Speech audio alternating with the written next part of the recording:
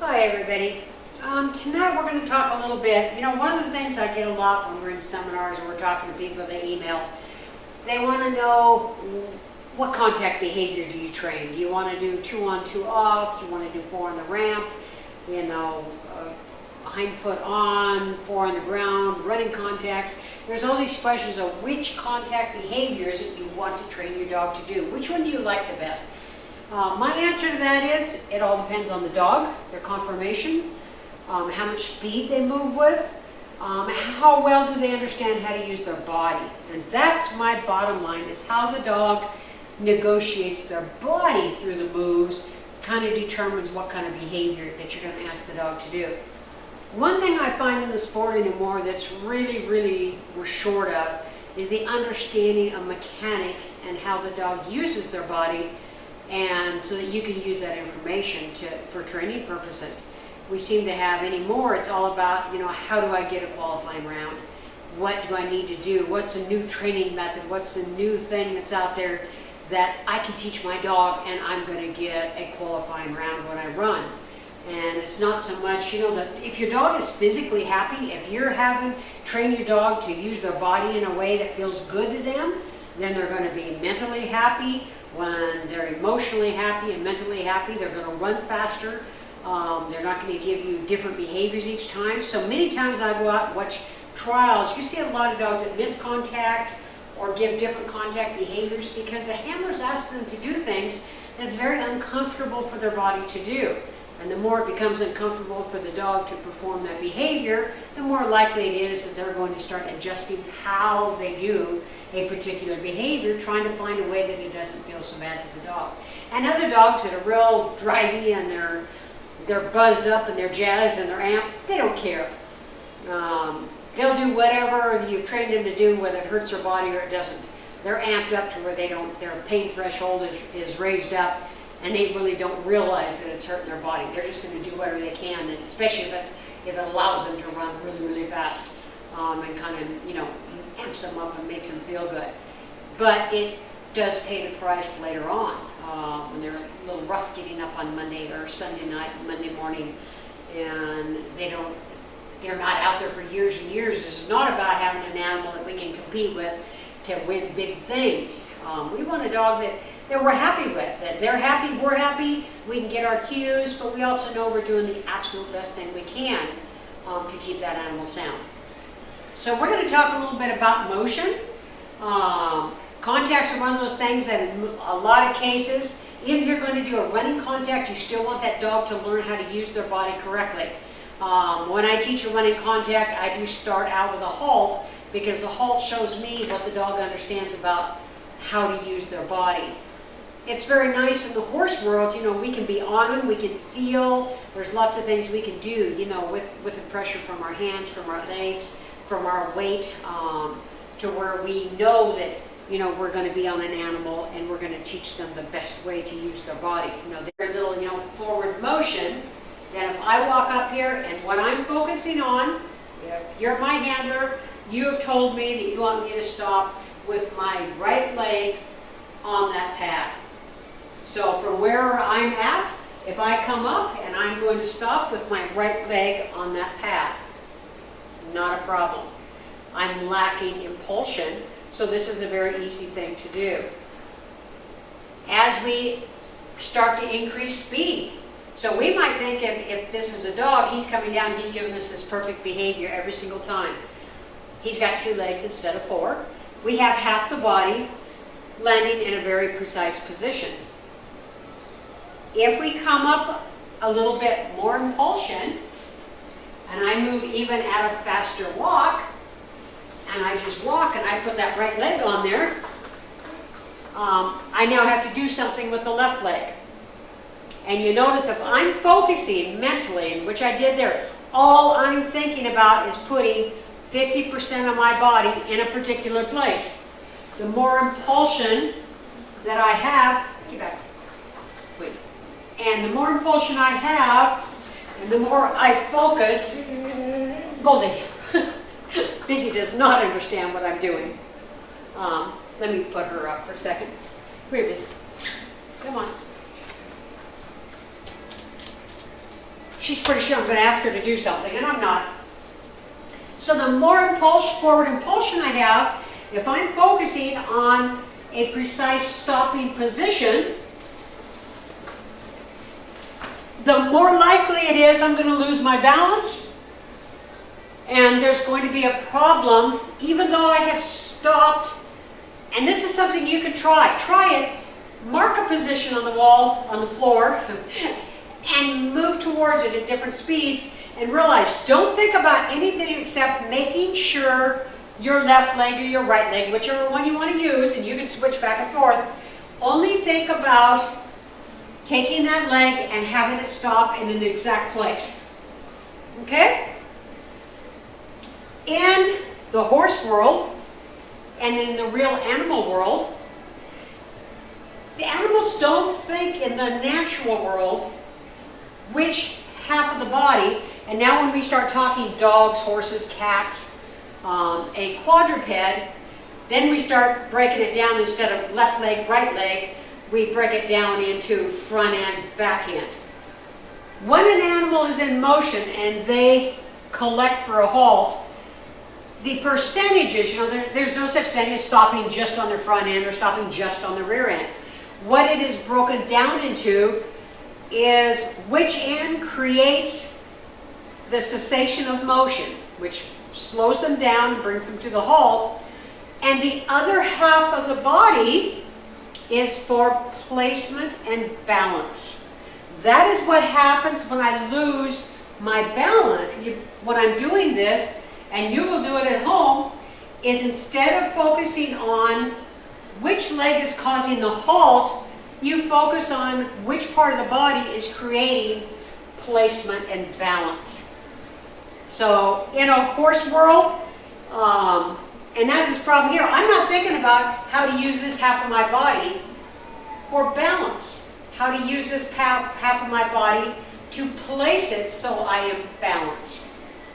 So if I come up here and I think now about, I want to halt on this leg and place this leg there, now it's easy because I'm thinking about stop on the right, place the left. If I get some forward impulsion, the last leg that moves is the one that is being used for balance. That is the one that creates balance in the body. The other leg, when we talk about stopping, the leg that's being used to stop the forward movement will take about 60% of the body weight. The other half of the body will carry about 40% of the body weight. So like in a horse, you will see them shift back and get on their rear, but it's about 60% of the weight that goes onto the rear, 40% still stays on the front end. But it's important that you cue to the horse what to do with in the horse's case, it's always the front end that is used for balance and placement. What happens on a horse, anybody that's ever ridden a horse, and you say, have you ever been on a horse that stopped on their front end? And people will laugh. And it's like, what happened? And it's like, well, the horse stopped, and if they stopped on their front end, their rider went, over their head, over their shoulder, hanging off the side. Because what happens is the center of balance is changed. And when you put the center of balance, like I did when I was thinking about stopping on this leg, you shift the weight balance so 60% is on the front end. Even though they have come to a halt, there is still a lot of weight coming up from behind that causes their balance to be offset. The human then takes that impulsion and they continue on. I laugh and I say, I don't care who you are, I don't care what your name is, how many awards you have won, what your accolades are for what a great rider you are. If you're on a horse and they stop on the front end, if you're a really good rider, you might stay aboard. But there's going to be a huge amount of airspace between your hiney and their back. You are going up in the air and coming back down because of that continued. If the hind legs are being used for balance, but you've also got this human weight and it's driving forward. If you do it in slow motion, you watch, even with dogs, if you watch where they stop on their front end, there's still a lot of forward rock as that weight drives from behind and drives into their front end. So we want to work on not what is the stopping part, but what the placement half is. Nobody that's ever ridden a horse ever says, I want to be on a horse when they stop on their front end. The amount of pressure on the human body is amazing. So you know, when you put that on the horse and think, well, it felt bad to you, can you imagine what it felt like to the horse? And the same thing in the dogs. We do not want dogs to be uncomfortable while we're teaching them things. People, we hear a lot in the dog world of hind end awareness. My dog doesn't know he has a rear end because he's coming down the A-frame, he's coming down the dog walk, he comes to a nice beautiful stop, and then his rear end flips in the air and then comes back down and hits the ground, or their front end stops and the rear end falls off the side of the ramp. That's exactly what I'm doing here. The training methods that are being used nowadays in the dog world, the bulk of the training methods teach a dog to stop on their front end. If you wonder, then do a slow motion video of your dog. Take the video and then slow it down, and look at what the last moving body part is. If your dog is coming down and doing a 2 on and 2 off, it's funny because people go, I hate it, I love it, I hate it, I love it. And it's so much of it depends on whether it's good or bad, is whether or not the dog is on their front end or their back end during the halting process. You'll see dogs that come down a dog walk or an A-frame and they like bam, and they jam their front feet into the ground, and then you see the hind end, you know, doing a and you see the hind end. If you slow it down and go frame by frame slow motion, the last moving body parts are the hind feet that are balancing the dog. They hit, and then the hind feet do a little bit of a boom, boom, and those are the last moving body parts. The last moving body part, whether it's the front end or the back end of a quadruped, or whichever leg it is in the human, the one that moves last is the non-weight bearing. It's the one that's got 40% of the weight. The 60% is the, not the last moving one. So when you come up and go, stop, there's no way you cannot move that other leg because you have to create balance. And it will need to be placed someplace that creates balance.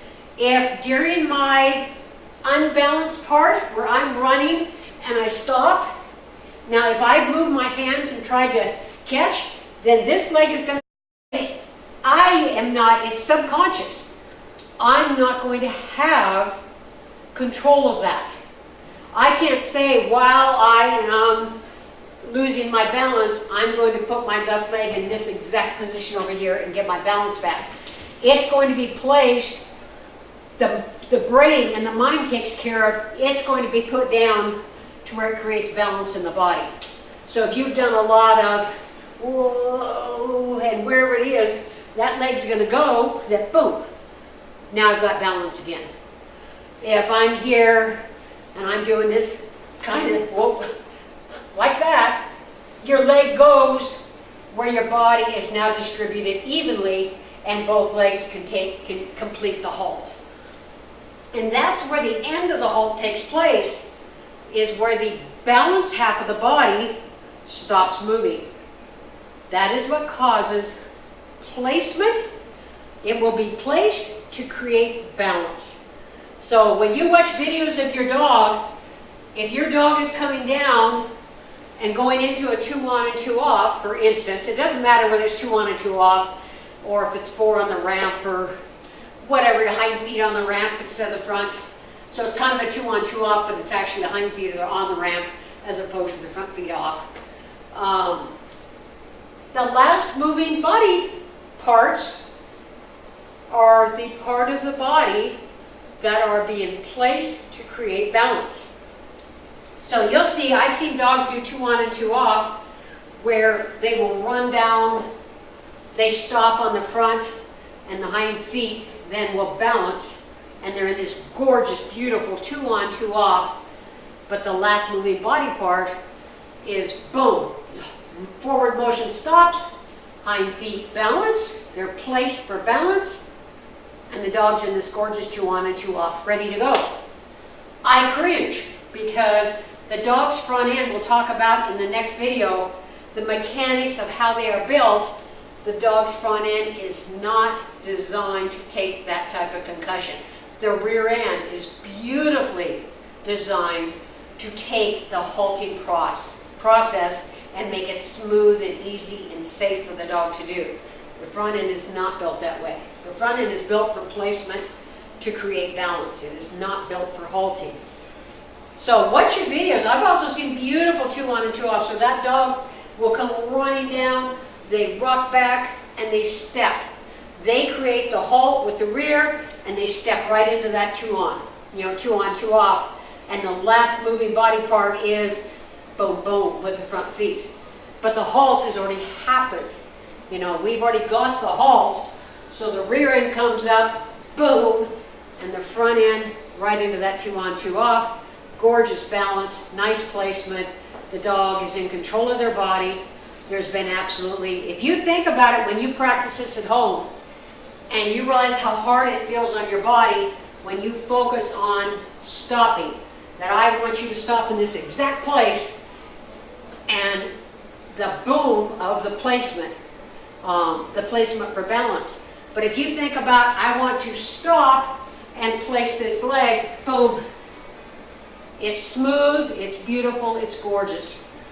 And it'll feel good to you. Try this at home. Don't take my word for it. Everything I do in dog training is like I do a lot of lecturing. People, I want to run my dogs, I want to run my dogs. And so I've kind of backed way off from doing seminars because everybody just wants to run dogs on equipment, but nobody seems to want to understand what the mechanics of running your dog on equipment are. Weave pulls. Some of the training methods that are out there now are deadly to dogs on weaving. It's like the worst thing in the world you can do, except, boom, my dog weaves faster than my previous dog, so it doesn't matter. My dog got a great yards per second, but he's tearing his body apart. My dog has these gorgeous contacts. Man, no matter what I do, he runs down there and he's in this gorgeous halt, whether it's 4 on the ramp, 2 on, 2 off, whatever it happens to be, but he's tearing his body apart. We don't have the right to do that to an animal. We do not have the right as humans, in my opinion, to use training methods that not intentionally, but do cause injury to the dog. The sad part about it nowadays is it's unintentional because we don't have the knowledge base that this kind of stuff was taught all the time 20 years ago, and it's kind of been ignored. And people are just into going faster, going harder. So many times it's like, you run a dog and people are like, ooh, oh. Well, what they're oohing and on about sometimes are the exact thing that you do not ever want to see a dog do, because you see that, wow, that was close to a wreck, and it wasn't all of a sudden. The dog got control of their body and is sitting there going, look at me. I'm in this 4 on the ramp, 2 on, 2 off, whatever it happens to be. So at the end of this video, I want you to go out as a person and I want you to focus, work yourself. Always, it's kind of back to the horse world type of thing. When you're trying to train riders, in many cases you want them to subject their body to what you're about to subject the animal to.